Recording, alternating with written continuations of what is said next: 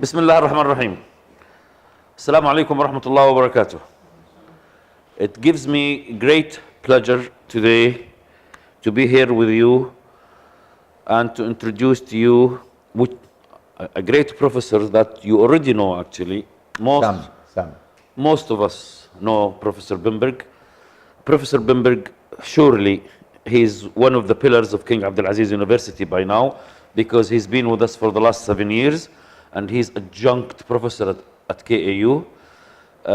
He was principal scientist at Max Planck Institute, professor of electrical engineering at Technical University of Aachen, I believe, professor of applied solid state physics at the Technical University of Berlin, director of the solid state physics at the Technical University of Berlin. He founded the Center of Green Nanophotonic at the Technical University of Berlin.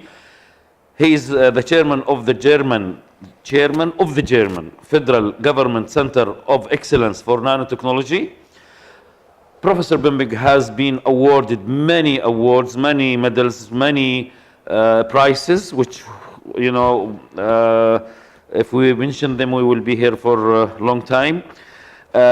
Professor Bimberg has 1,500 publications, 36 patents, 7 books, 55,000 citations.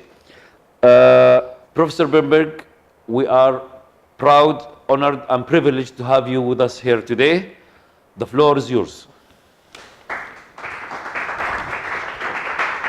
Well, thank you very much, gentlemen, and hello over there, who is listening from wherever you are.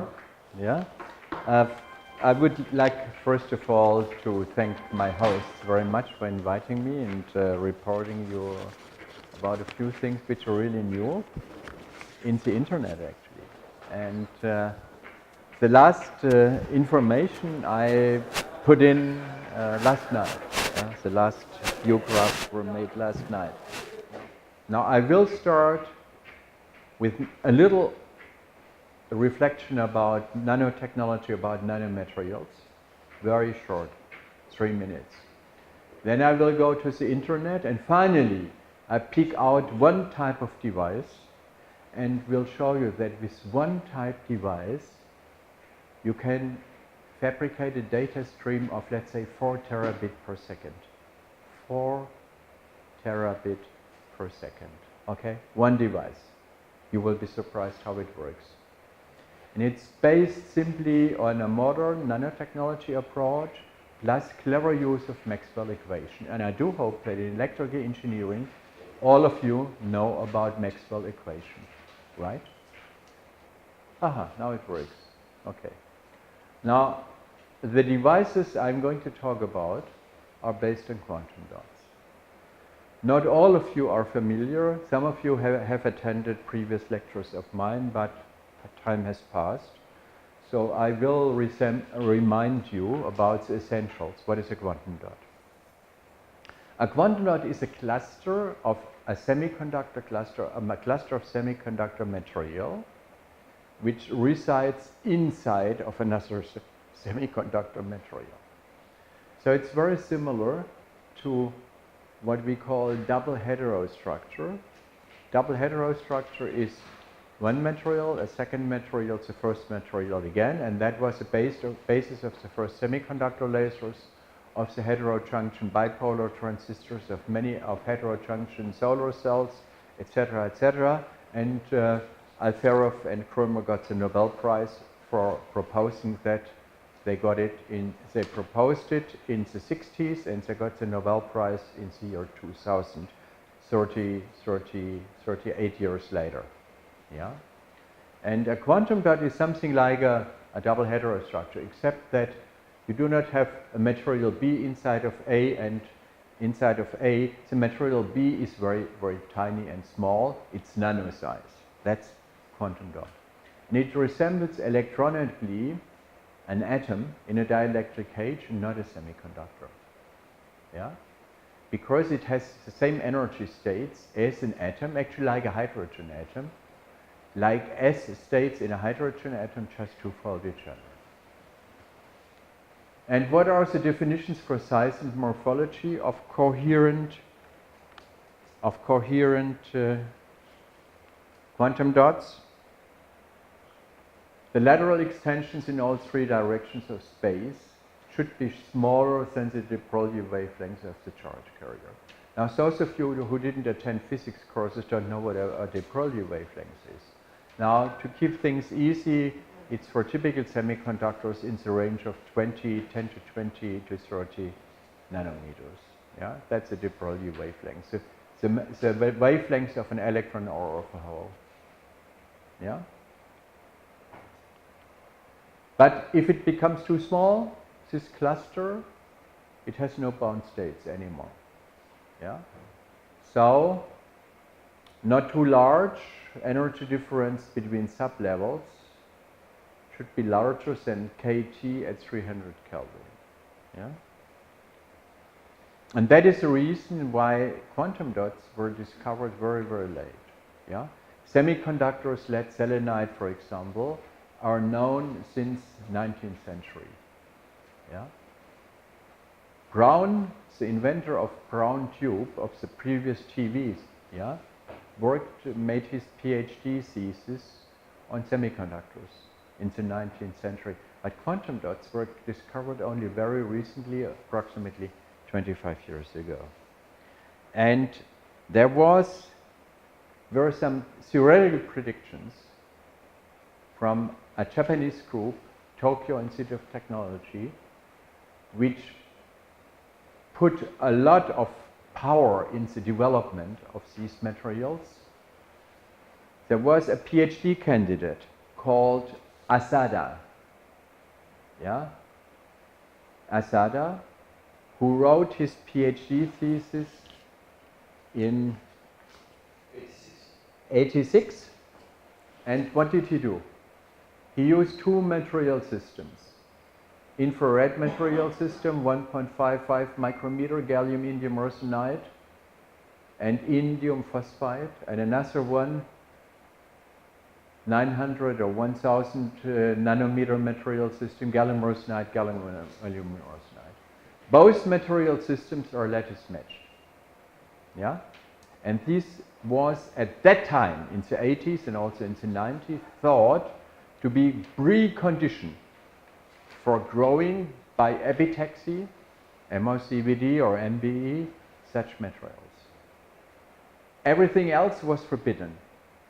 Non-lattice matched materials were thought to be forbidden because in the moment you grow these materials you get defects, crystalline defects, which kill all the efficiency of such material systems. Now the prediction which I show here on the left and on the right hand side was material gain if you go from bulk material via quantum Wells wires to quantum dots. Yeah? You get an increase of gain from 30 reciprocal centimeters to 8,000. Yeah?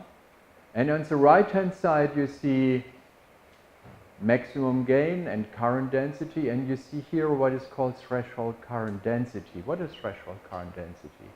That is the current density at which a PN junction starts to emit coherent light. Yeah? A laser starts to emit not only spontaneously, but shows stimulated emission. And the prediction was it goes down from 1 kiloamp per square centimeter to 45 amps per square centimeter. And these theoretical predictions triggered an enormous amount of device work throughout the world, and it never led in the following 10 years to any device working at room temperature. And we'll see in a minute why. But money was inserted into the system, and we learned a lot about materials.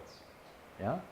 Now, assumptions of this previous theoretical work were the heterostructures are lattice matched. I mentioned that. Then they did something in their calculations, assuming that the barriers between the quantum dot and the barrier are infinite. Something in nature, nothing like infinite exists.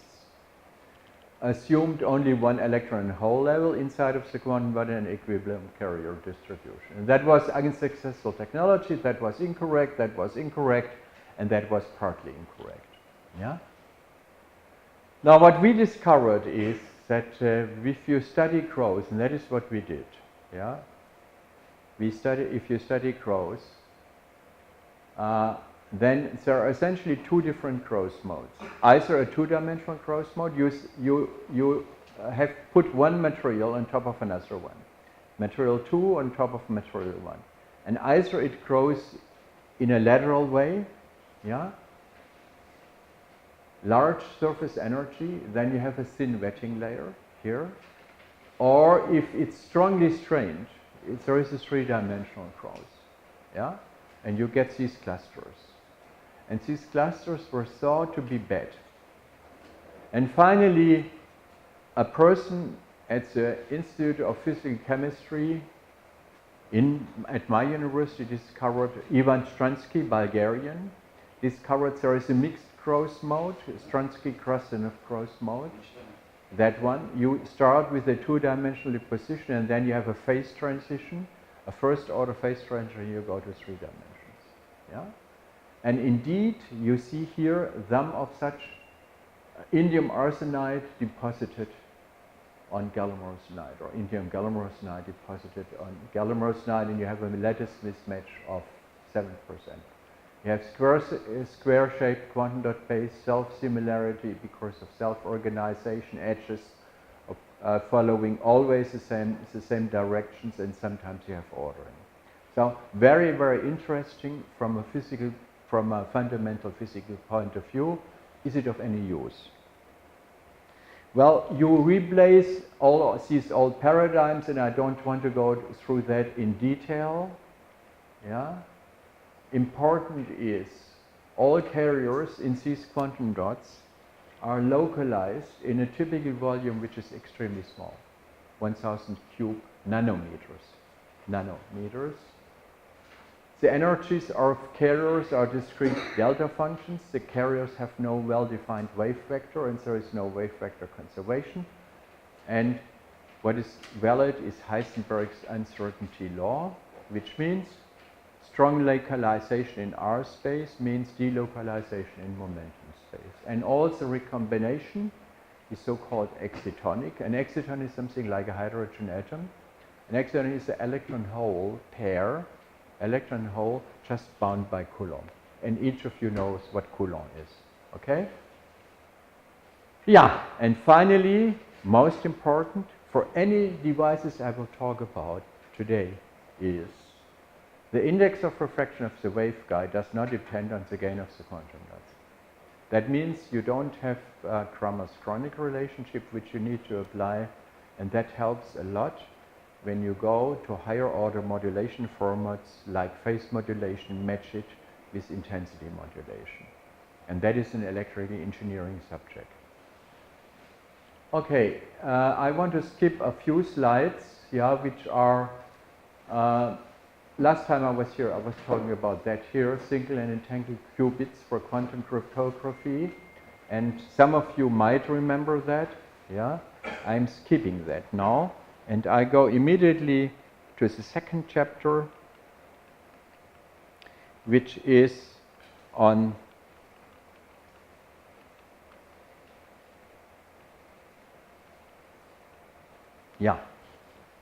faster and more efficient local area networks, metropolitan area networks, and access networks. And here it says laser and amplifiers use in homogeneous distribution of many quantum dots. I will focus on lasers, only on lasers, nothing else. But before doing so, I will try to tell you why I'm talking about lasers and why lasers based on quantum dot present a huge advantage for the internet. Now what you see here is that traffic grows through continuously emerging applications.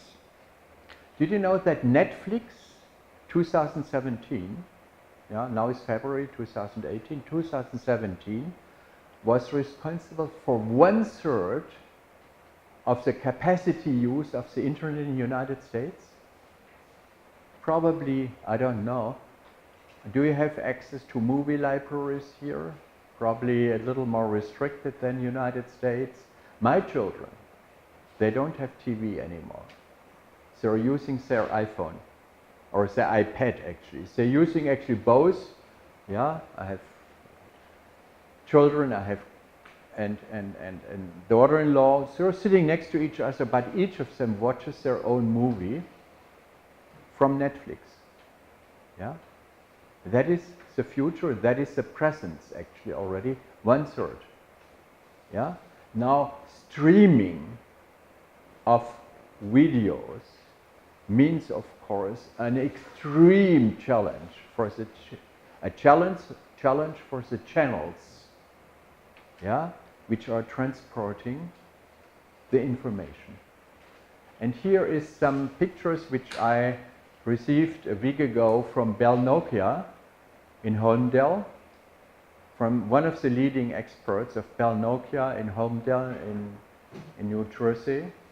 And these are 4 numbers between 2008 and 2016 or 17. The Seattle Exchange is one of the big workstation clusters.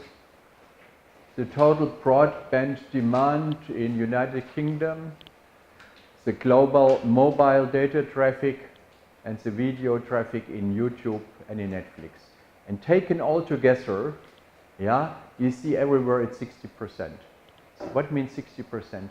60% increase of capacity per year. Per year, 60%. Is this a much? Well, that means 100 times in 10 years. You need 100 times the capacity in 10 years, and in 20 years, 10,000 times. Yeah? And that is a challenge. With the present technology, absolutely impossible. Yeah? Absolutely impossible. Now, how does that come? Now, we have here, on the left-hand side, here you have information, generation, and processing. Supercomputer performance, increased cumulated annual growth rate 90% between 1995 and 2017. Yeah, we have now, right now, the largest supercomputers are which are in the range of 0.1 exaflop or 100 petaflop. Yeah, floating point operation. Microprocessor performance increased between 40 and 70%, depends on the company. Storage capacity 60%, router capacity 45%. That shows you already where the problem is. Wireless interfaces increase 60% per year, and fixed access interfaces also 40 to 55%. Now here you see all the data between 1995 and 2020, so across 25 years. You see the use of Wi-Fi and the use of cellular, again, the famous 60%. That is the end user, which is shown on the left-hand side. And here you see some information about memories, which we do not discuss any further, but it's also 60% increase, yeah? And it's going to bend over, as you see, one of the next years. Memory capacity is not going to increase anymore by a lot. Now, information transport. Information transport. Between 1980 and 2005, the router interface speed increased by 70%. Since 2005, only by 20%. Yeah? The interface speed increased also by 20% only, and the WM wavelengths dispersion multiplexing capacity per fiber increased between 2000 and 2017 only 20%. Yeah? So across 5 years, there is a gap of a factor of 4 between the development of electronics and photonics, and across 10 years, yeah, which is not much, across 10 years, we have a gap of performance between the transport of information and the processing of information of 17. And that is a true bottleneck. We have to do something about that. Now, where does it come from? We have seen that partly. Now we go a little more in detail. Internet protocol traffic. The internet traffic doubles every 36 months, and since 2015 we have domination of metro. Yeah? You see the increase, okay, increase is okay, we have mentioned that before, but you see a turnover between long haul and metro. Yeah? Here, 2012, we had still dominance of long haul traffic, and more the metro traffic takes over. Yeah? And the total traffic increases. World network power consumption. Today, 5% of the total electrical power which is produced is used up by the internet. But that goes up now exponentially for the reasons I mentioned before. Yeah? It's essentially streaming. It's very surprising. Streaming didn't exist 10 years ago. Yeah? It didn't exist. Netflix didn't exist. Yeah? The big companies are now struggling, Disney, for example, yeah? Or the other American movie companies are struggling because everybody, they have to sell their products to Netflix, which has a choice of 1,000 different movies, and they don't care whether they have Disney Channel or not, yeah? Because they have many other products, and the money is made with Netflix. And the prediction is 2020. When is 2020? 2 years. 2 years. 85 times more than today without any improvements, if we don't have improvements. Now, I'm positive. Dr. Ashur is always positive. Yeah? We have solutions, and the solutions are your brains. They're inside your brains. Yeah? And if you work hard, you can solve these problems and you can make money at the same time. Yeah? So, but what we have to deal with, it's unfortunately in yellow, I should change the color probably. This traffic increase creates contradictory challenges. 1 second. Increase the data rate, but reduce the power consumption.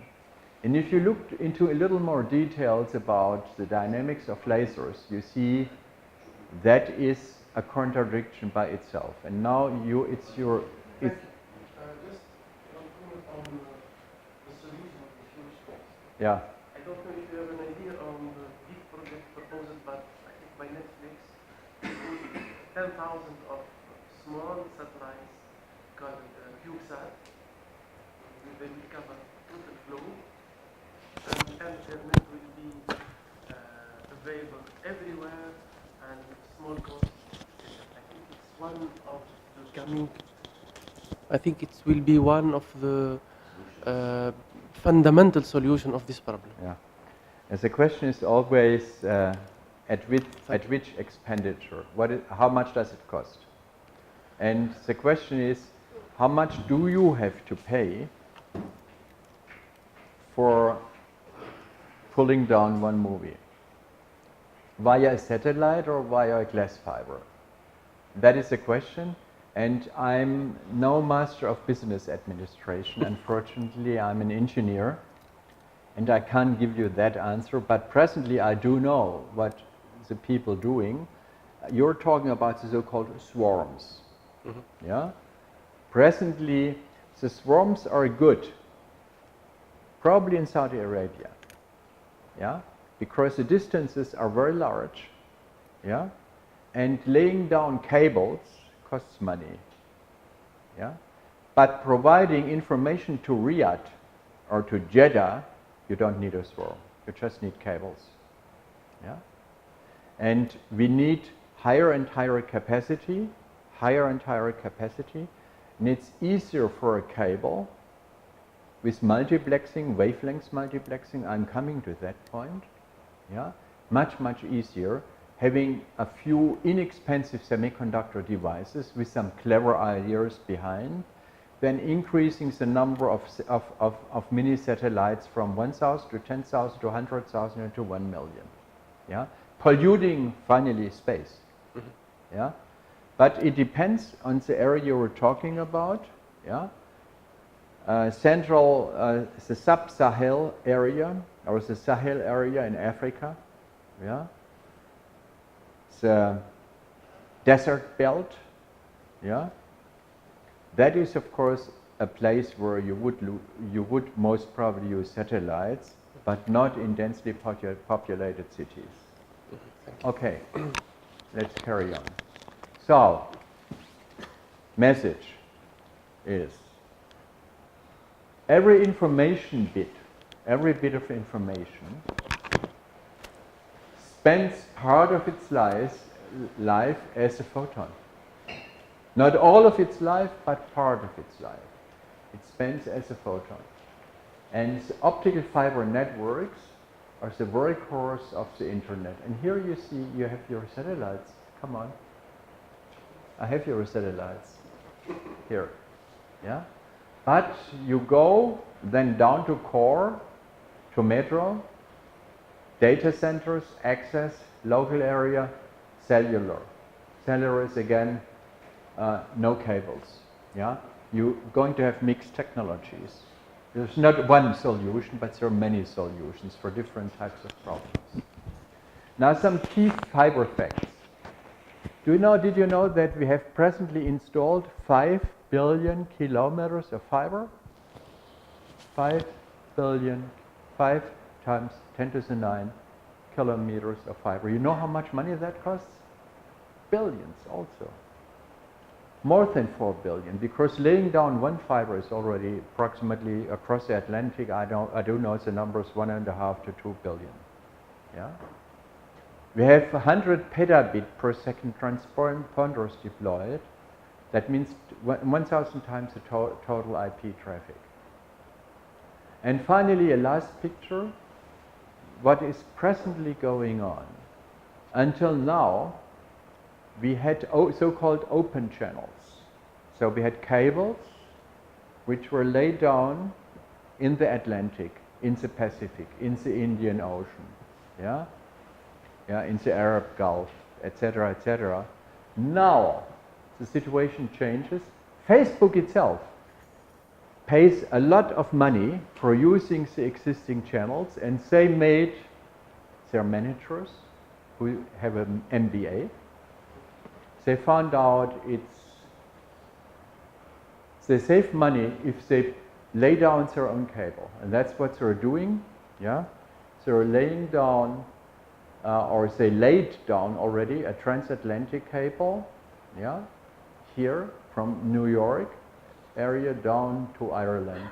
Yeah, and there they feed it into the European networks, and you have also a Trans-Pacific cable. Yeah. And that is, of course, then a cable which is not open anymore for use. Okay? Okay, now we come down to the earth, to what can we do as electrical engineers, let's say as device engineers. Yeah, as device engineers. A network is very simple, very simple. You have two types of devices only.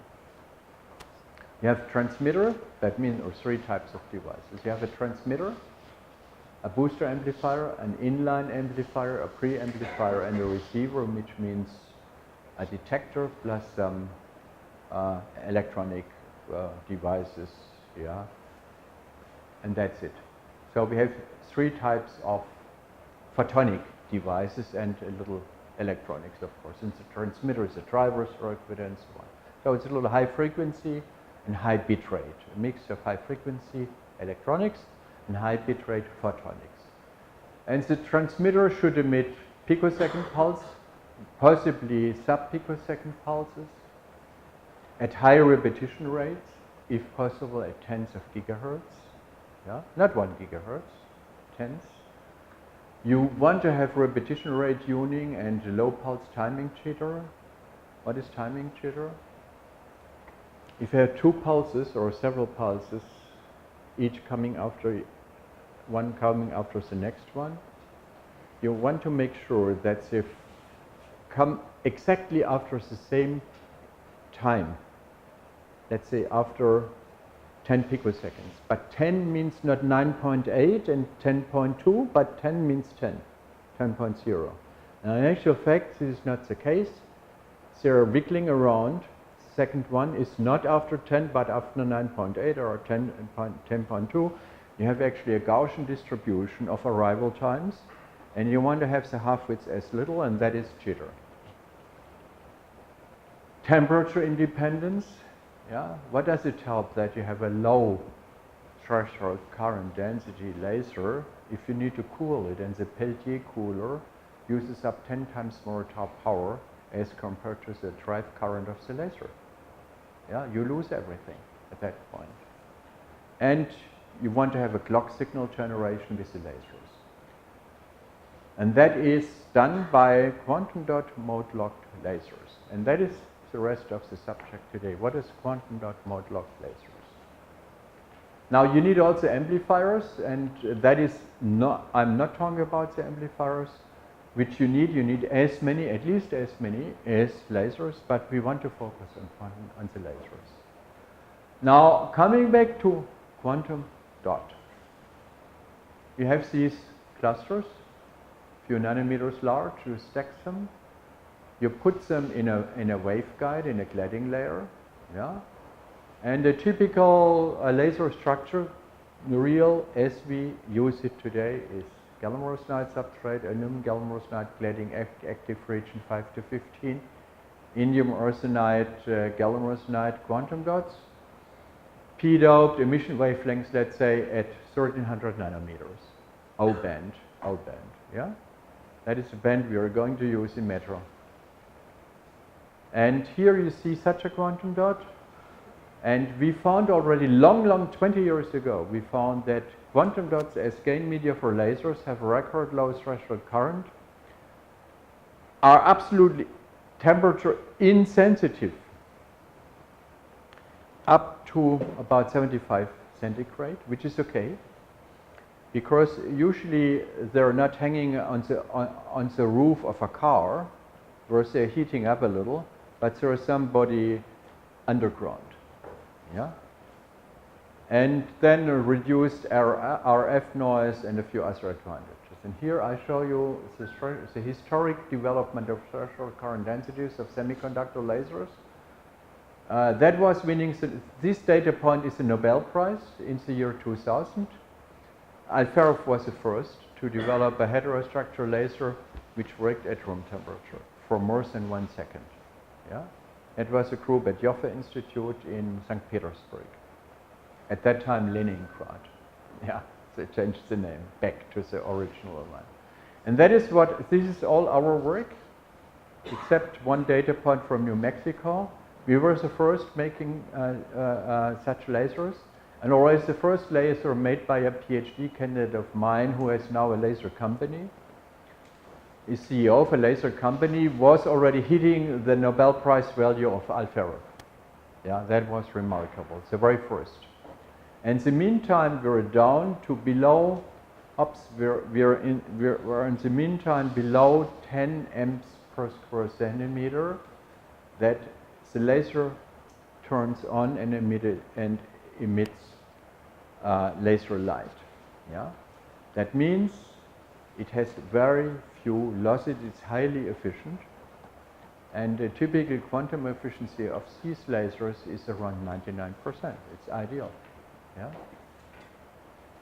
So advantages of quantum dots for mode-locked laser is just a brief summary. Ultra-fast carrier capture because you have somewhere a reservoir where you have 10 to the 21 carriers, and you have then quantum dot states, you have only 10 to the 17 or so, and they're down scattered very fast. So we have a very large region of mode locking, stable mode locking compared to quantum wells. I mentioned previously real imaginary part of refractive index is independent of each other, no chromostronic. You have an inhomogeneously broadened spectrum, which is very good. Also quantum dots are a little different in size and shape. So each of them emits, and you have about 10 million, each of them emits at little different wavelengths, and the convolution of all that is a Gaussian. And here you see it. You see here different lines superimposed, and finally you get inhomogeneous broadening of homogeneous broadened lines. Now, what is the advantage of an inhomogeneous broadened spectrum? If you want to create pulses, you just make a Fourier transform of your luminescence line, yeah? And the larger the half width, the narrower the pulse. Very simple. Yeah. Hop. Yeah. So shorter Fourier limited pulses for a broader spectrums, more modes can be locked, and sub-picosecond pulse width is possible. And that is, I predicted that already 20 years ago. Here is shown a real device. You see the name Finisar? That's an American company. Yeah, they have a branch in Berlin, and they do the microwave housing for us. Yeah, so the laser inside is from us, and the microwave stuff here is from Finisar. Yeah. Okay. Now, what is for those who do not know what a mode-locked quantum dot laser, a mode-locked semiconductor laser? It's very simple. Very simple. It's a three-terminal device. You have one gain section, current injection, continuous wave, not pulsed. So simple. Yeah. 3 volts. Yeah. And you have an absorber section which is reverse biased. You have a gain section, monolisically integrated central absorber that creates a defined phase relationship between the longitudinal modes, and you emit a pulse comp. That is a cavity round trip. So simple DC biasing, and then you see that, or you don't see this blue area here where you have minimum pulse width. Pulse width ranges from 2 to 9 picosecond, depends on the parameters here. Yeah. And actually for optimized gain and absorber length ratio, you can come down below 1 picosecond. That means you can also use repetition rates of 100 gigahertz or so. Yeah? Average output power spectrum is 50 milliwatt. And we have ourselves, we have measured repetition rates up to 87 gigahertz. Yeah? And we have this integrated jitter, which is too large for many applications, and so we found an alternative by feeding back some part of the laser light, 10%, let's say, passively mode-locked laser fiber-based loop, and then everything is passive, no electrical circuits here. Yeah, very simple, very easy, very cheap, inexpensive. Yeah. And you can have optical self-feedback parameters which depend on setup which depend on some parameters, and you get this complete control which you see here. This is the area where you have in which you have to drive this passive setup. Yeah. And I don't want to go to too many details now. Hybrid mode locking is an alternative. That was a standard or is a standard technique for jitter reduction. What you have here, hybrid means that part here, you have a you superimpose a radio frequency current. Yeah, you superimpose a radio frequency current, You have an external radio frequency signal of low jitter, yeah, which is added to the absorber current or to the absorber voltage. And then you produce so-called phase-locked sidebands, stronger coupling, precise timing of the net gain. And you see here a suppressed phase noise, comparison of passive mode locking without that self-feedback, on which we have actually a patent. And you see that you go down, you have a phase noise density which is much, much lower. Yeah? So we have jitter values only somewhere between 2 picoseconds to 190 femtoseconds, 0.2 picoseconds, which is very important. Okay, and then you eventually you can use subharmonic radio frequencies, which means that you can double the repetition range. And here are some numbers. You have 200 femtosecond jitter at the best operation point, and you have the first hybrid, that was the first hybrid mode locked lasers above 53 gigahertz, and that goes up to 100. Now you can combine that with Mach-10 modulator, and here you see results for 80 gigabit per second, return to zero on-off keying in a back-to-back configuration. And that is some results for 80 gigabit now, not gigahertz, gigabit per second on-off keying. You see what is called eye diagrams, open eyes. Yeah, electrical engineers should learn what an eye diagram is. I do hope that, of course, you need that for electrical circuits as well as for photonic circuits. And excellent signal noise ratio and a very small jitter of 450 femtoseconds.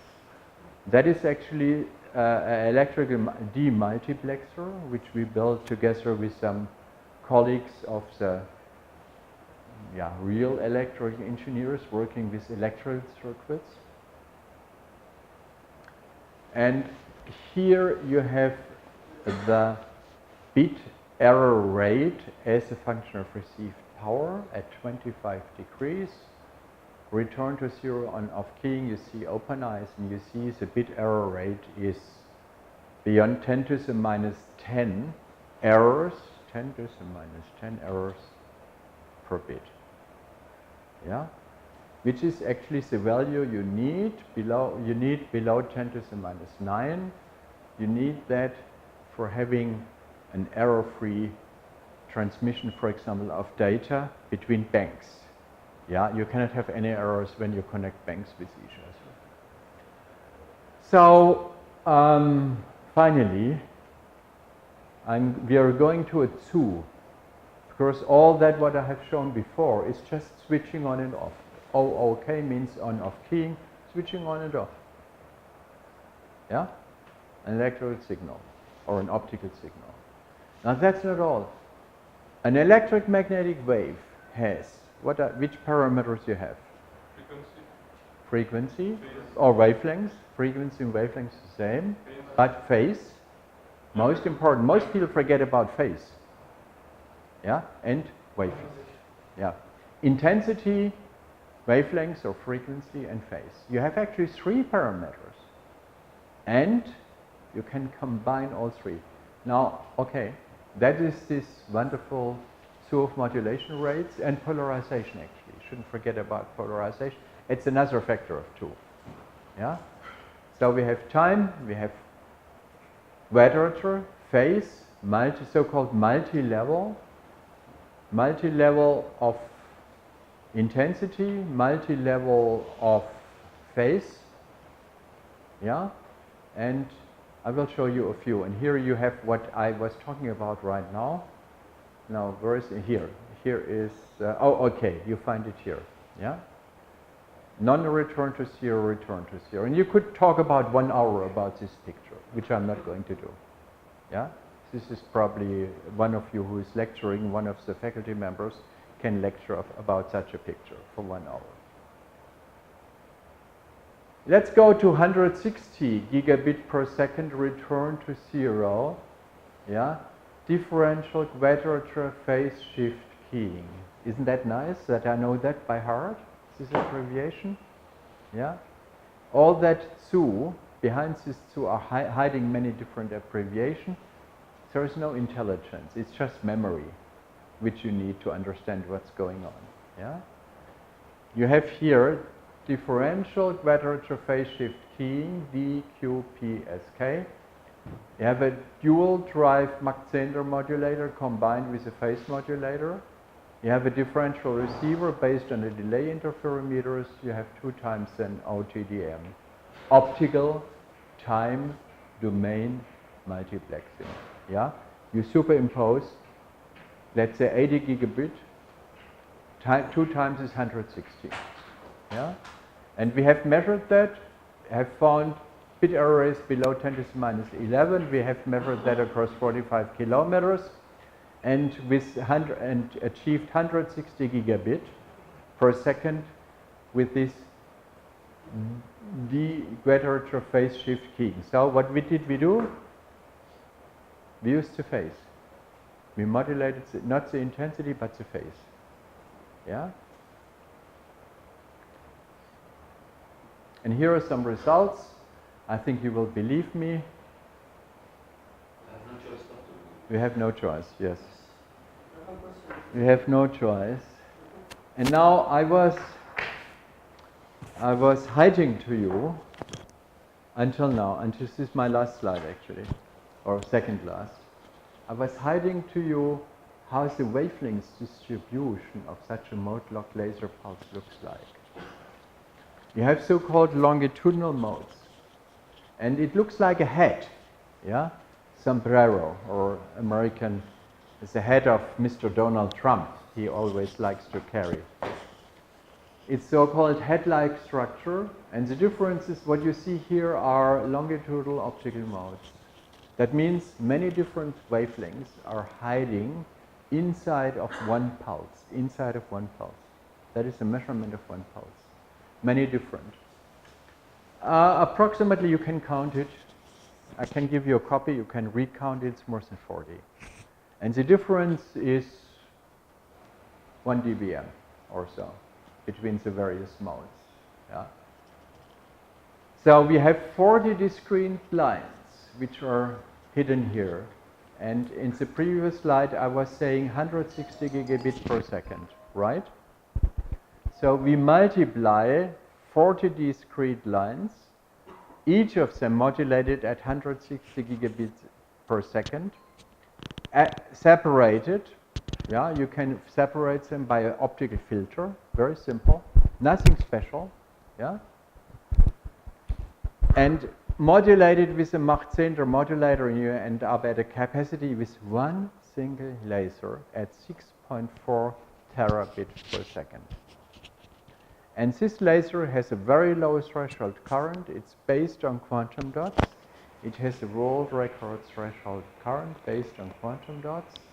With that one device, you can, at least for the next few years, you can kill all the capacity problems you have in glass fibers. Not those of your macro satellites, but those you have, of course, mainly now in the metro networks.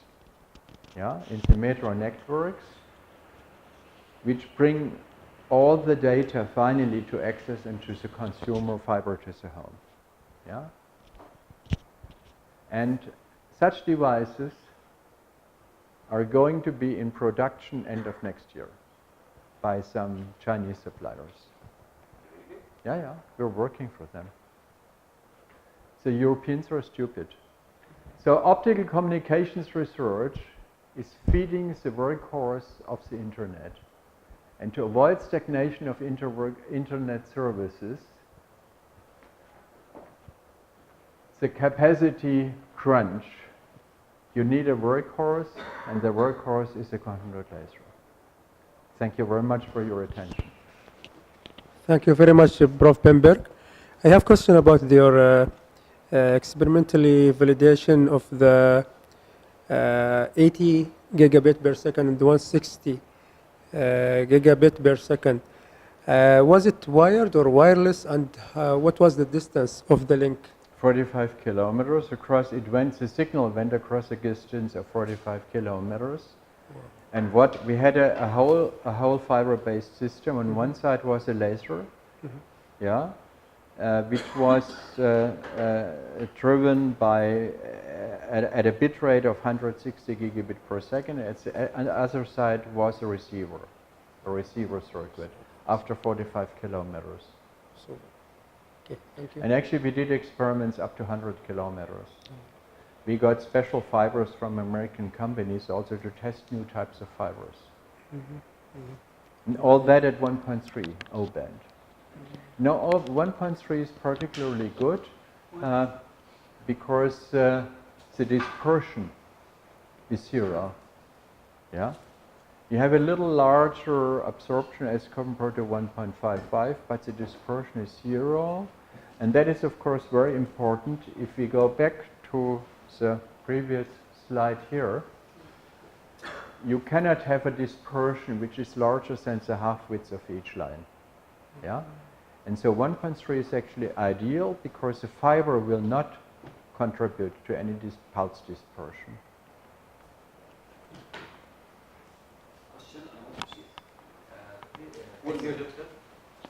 Is there any, about this element, is there any relation between this with fiber Bragg grating? You use for certain, you can use fiber Bragg gratings for the selection of these lines. Your question is essentially, can fiber Bragg gratings be used to?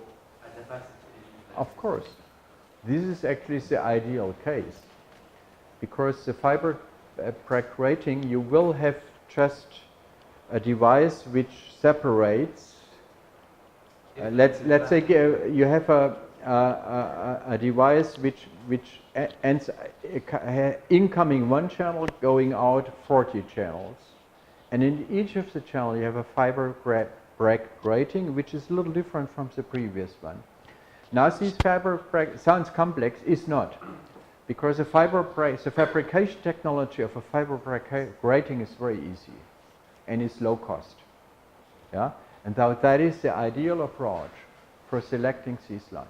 And then what you need in addition is a Mach-Zehnder modulator, and then you're done.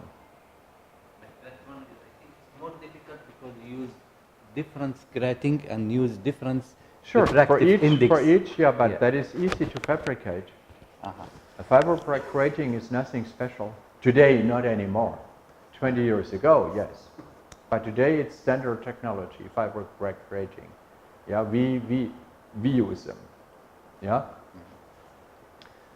We cannot say this one is part of holographic grating, for example. You can do it either with holography or with electron beam writing. We cannot say this one is type of FBG. This no, you need, of course, for each wavelength, you need a little different one. For wave division this is all computer controlled. It's software controlled. You have a small laptop with which you control the fabrication process. Very easy. Yeah, very easy. It's standard now. I have the question of not about the device, but the applications of quantum cryptography in life in this near future. What is the status of that?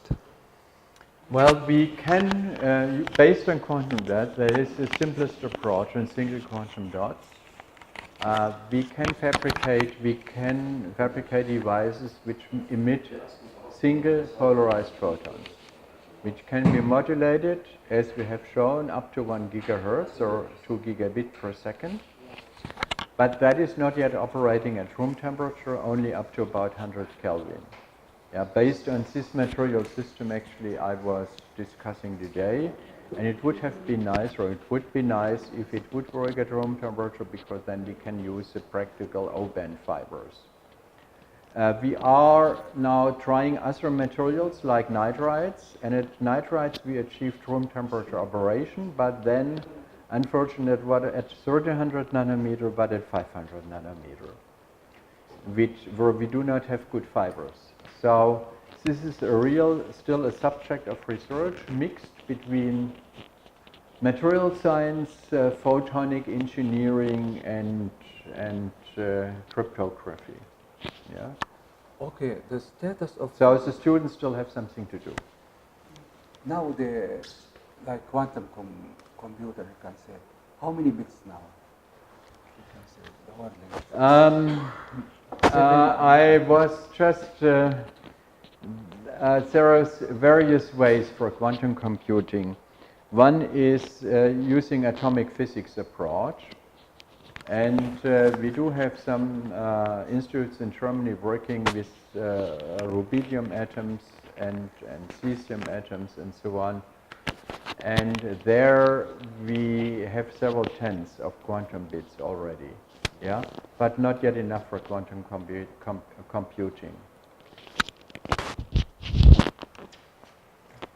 Any questions? Any more questions? Okay, I would like to thank our speaker very much, Dr. Bebink. Thank you very much indeed for being with us today. And I think our directors in charge, they would Director of television. Director of television, they like to host an interview with you. Actually, we have thoroughly enjoyed Professor Bimbig's presentation today, and we have learned a lot from it. It was of great importance because Dr. Bimbig today he has talked about a very crucially important subject, which is the amount of power that is going to be used by the net if we don't improve our communication technology. It stands today at around 5% of the total power consumption. In the future, with the advancement of the net, it's going to be 30%, 50%, 70%. But of course, that's not going to be possible unless we really improve our communication technology. The presentation was extremely important, and he provided a state-of-the-art technology which is in the process of solving this crucially important issue. Again, the presentation extremely important. Professor Bimbig's talk was absolutely perfect. Thank you very much.